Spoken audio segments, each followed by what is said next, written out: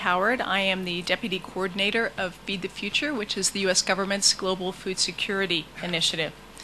On a personal note, I'm very pleased to be here in Zambia. It was 20 years, almost to the day, that I first came to Zambia as a doctoral student.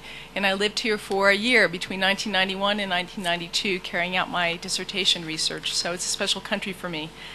And I'm very pleased to join everybody here today as we announce the launch of the Africa Competitiveness and Trade Expansion Initiative, or ACT.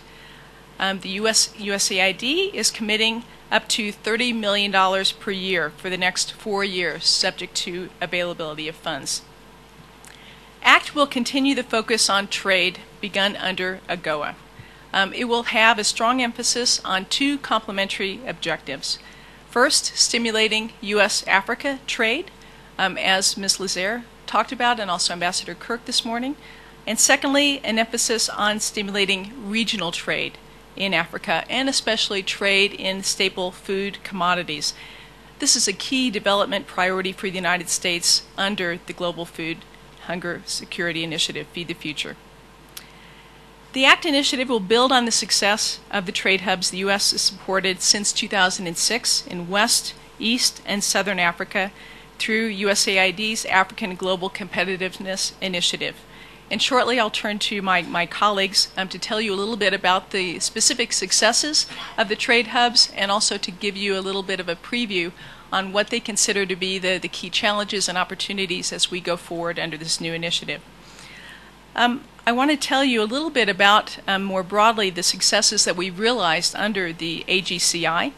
Through 2010, AGCI trade and investment programs facilitated over $178 million in AGOA exports.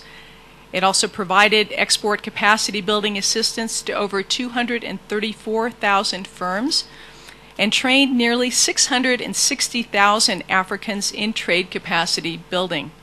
In addition, AGCI infrastructure programs leveraged over $2 billion in investment for infrastructure and enabled 650,000 Africans to access internet services. I'm sure you'll agree with me that that's an impressive record. So we want to very much build on this foundation of success that was created under the Africa Competitiveness AGCI, and tell you today that the new Africa Competitiveness and Trade Expansion Initiative, ACT, will more broadly build on AGCI successes by focusing on sector-specific activities aimed at increasing African exports of non-traditional products eligible under AGOA. Secondly, by building and enhancing the African brand in world markets.